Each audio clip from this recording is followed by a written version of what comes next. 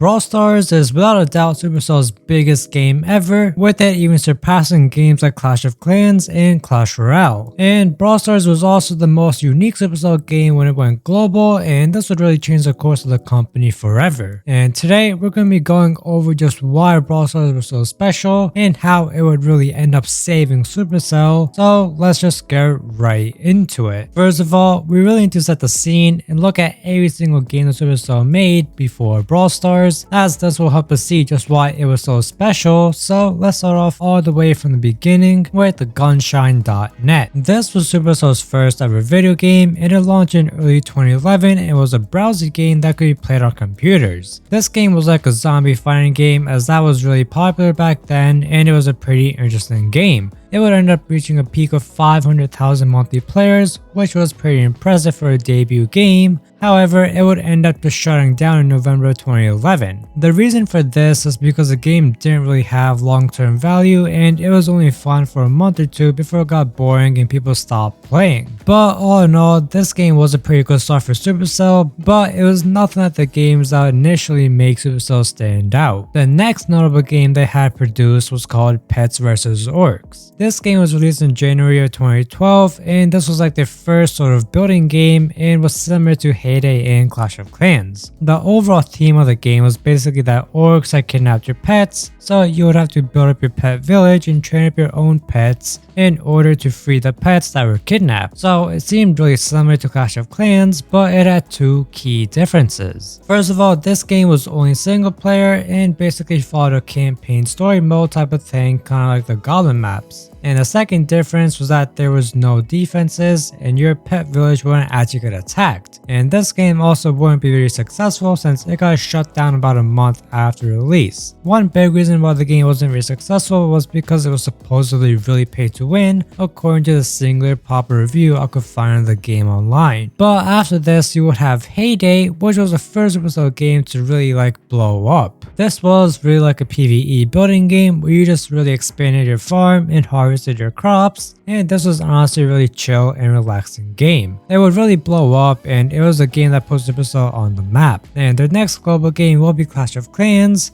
which was essentially like Heyday but with the PvP aspect, and that is what will make Clash of Clans even bigger and more popular. But in between Heyday and Clash of Clans, you would have another game called Battle Buddies, and this was really like the first game that was the most similar to Brawl Stars, and it would also have elements of squad busters in it. In this game, you will start off solo and then would have to find your buddies, and they will come and join you, and you have to defeat the enemies while getting all of your buddies. So this really seemed like a single player version of squad busters, and it would have the same sort of idea of being a shooter like Brawl Stars was. But this would end up getting shut down sometime in 2012, and this was because Supercell was having a lot of success with Heyday and Clash of Clans was just coming up, and Battle Buddies just didn't really fit the whole Supercell brand at the time. And well, obviously the next game after Battle Buddies will be Clash of Clans, which was in its beta phase while Battle Buddies was still around. Clash of Clans was basically like Heyday, except that it had a fighting element to it. The main way to gain resources and progress in Clash of Clans will be by attacking other people and taking their resources, and this is really what just made it so interesting. Clash of Clans was also really like one of the first games of its type, especially on mobile, and it was like an instant success. And Clash of Clans would really change the future of Supercell for the next few years when it came to massive commercial successes. Supercell would really focus on these types of building games, which is why there was a big gap in games before Boom Beach was announced. It was released about 2 years after Clash of Clans and has a lot of the same characteristics as it. Both games have base building where you start at a low level and over time upgrade many things such as defenses, resource generators, troops, and much more. You start off pretty basic but evolve into something much bigger and more complex. And throughout this process you either attack other players' islands or NPC islands, which once again is very similar to Clash of Clans. Plus there are also clan wars similar to Clash of Clans. And with all these similarities, it seems like Boom Beach was just a reskin of Clash of Clans where they just made a couple of things different to make it unique while keeping the same core characteristics of Clash of Clans. Boom Beach was massive massive when it initially came out, but soon enough it would really fall off, as at the end of the day it was too similar to Clash of Clans and most people would rather just play that. Boom Beach is Supercell's least successful global game out there with the exception of Squadbusters, but that's because it just went global very recently. But around the same time as Boom Beach, Supercell would end up trying out a different type of game, and it was called Spooky Pop, and it wouldn't make it past the soft launch, and this game was a spin-off of the very popular Candy Crush. This game was quite different than what they had previously made, and this was most likely because games like this were doing really good at the time, and Supercell just wanted to hop on the trend. The game obviously had a lot less effort put into it, and was something that people just weren't expecting, so it's no shock that they announced they were shutting it down in February of 2015, just a few months after its initial release. Spooky Pop really just didn't fit the Supercell brand, and there was just too much competition in the space for a game like this to do good, but despite that, this wouldn't be the last time Supercell tried to put out a similar game. And it was also a bit of an issue for Supercell, as it almost felt like they had backed themselves into a corner of being able to only be successful with a certain type of game, and the next game would further prove that. It was called Smashland, and it was released just a few weeks after Spooky Pop. The premise of this game was to bounce your player off of the walls and obstacles in the arena to kill targets and get XP from them. It was a quite simple game where you just kept on completing levels and progressing throughout the game. It was also pretty successful at launch, with it getting a lot of hype around it, with many content creators covering it. But I think pretty soon on, everyone realized that the game wasn't really that fun long term, and it wasn't something that you could really play for years without getting bored, which is why the game would get discontinued later in 2015. And after Smashland, the next major game to come out will be Clash Royale, which had a similar effect as Clash of Clans. This game was massive and was arguably even bigger than Clash of Clans at some point. This game was also both very similar and very different from the previous games. It was obviously different in that it was like a card game in which you fought your opponents in real time, and that was a really cool concept and was a contributing factor towards the success of the game. But another factor was that it was really similar to their other games, since it obviously had a lot of the same characters and items from Clash of Clans, but it would also follow a similar art style and character style as all of their other games, which is something that Brawl Stars didn't do, and we'll get to that in just a bit. But due to a popular Clash Royale build, Supercell didn't really release any new games globally,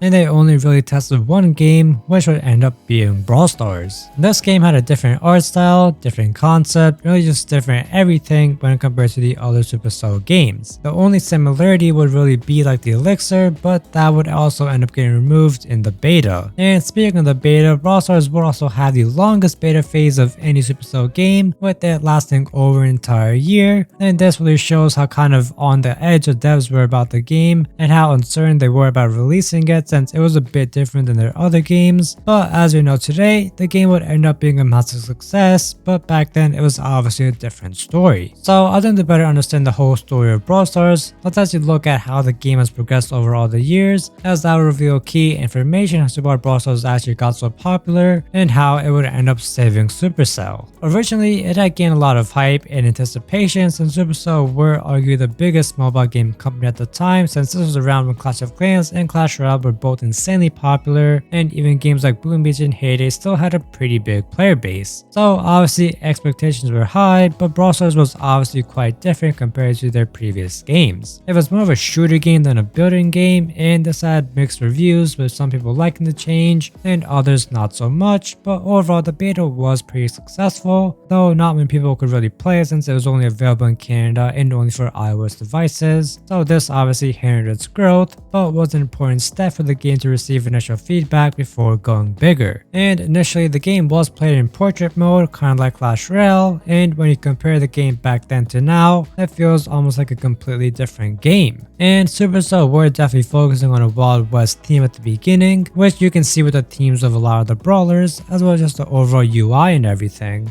But later on they would branch out, and that would be good for the growth of the game, but we'll get to that in a bit. The game would end up getting its first update in July 2017, so just a month after going into beta, and this would help bring a lot more attention to it, and it would really be like July and August where the game was getting searched a lot and people just wanted to know more about it according to Google Trends, and I'd say that was pretty accurate. Over the next few months, the game would receive a ton of big changes, such as a switch to landscape mode and many changes to the overall progression progression system of the game. And this is also something that contributes to the success of Brawl Stars, since originally you could argue that the game was pretty pay to win with how the progression worked and how you would unlock brawlers, since it was mainly just reliant on a loot box system where whoever could buy more boxes was able to have a higher chance of unlocking more brawlers that may have been stronger or just way more in the meta. Plus, you could also see a transition away from focusing heavily on the Wild West theme with some of the newer brawlers that were coming out and would change to the UI, and this would help attract more players to the game. Also, as time passed, the game was made available in more and more countries, which also helped get more players to play the game.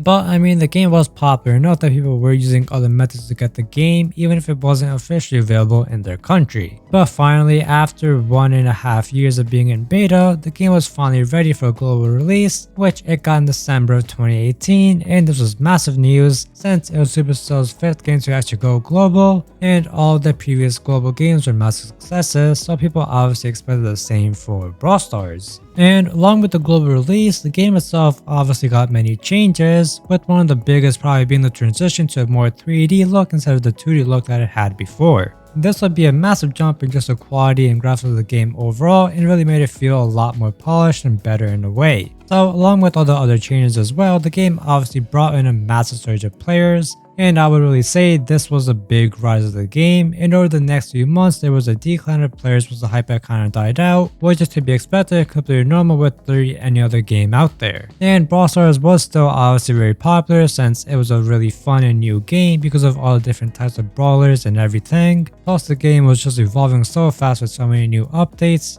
and there was just so much new content being thrown in the game all the time, and also quite a lot being taken out, but overall it led to the game just being better in my opinion. And then came May of 2020, where Brawl Stars would receive another surge of players, and this was for two main reasons. First of all, the Brawl Pass was introduced, and this was massive news and was like the start of all the season in the game, so obviously this would attract a lot of attention. But the second reason was also the whole pandemic was happening and everyone was staying inside, so naturally it led to more people trying out Brawl Stars and other players just playing it even more, and was a good period of growth for the game. And so I really characterize the initial rise of the game as a beta period all the way to early/mid 2020, but after that it kind of started declining in popularity on a global scale, and this will last for about 3 total years. And when I say it was declining, I don't mean that the game was dying. In fact, it was arguably Supercell's biggest game when it came to monthly players, though Clash of Clans and Clash Royale were both pretty close and we can't really know for sure. But basically what I'm saying is that the overall popularity was just slowly going down and the game was just being talked about less outside the core community of the game, since no matter what, the core community is always going to be well and active since those are the players that care the most about the game.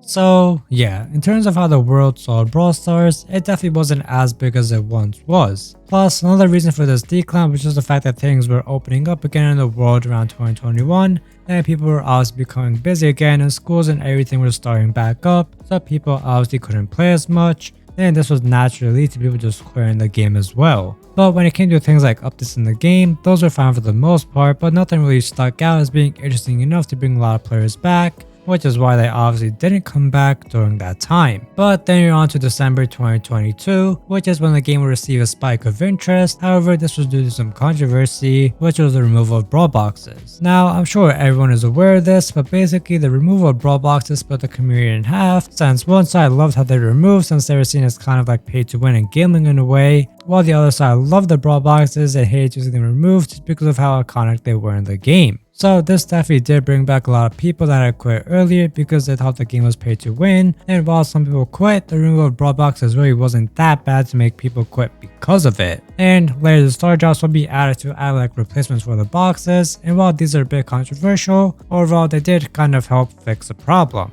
But then in August/September, you would have arguably the biggest damaging thing to the game, which was the introduction of hypercharges. And because of how recent this was, and because I have talked about them a couple times before, I'm not going to waste time going into too much detail, but basically, the hypercharges were seen as massively pay to win, and everyone thought they were going to kill the game, which is what led to a massive spike in interest of the game. So while on Google Trends it shows a massive up spike, in reality this was negative press and really was like the steepest fall the game really took.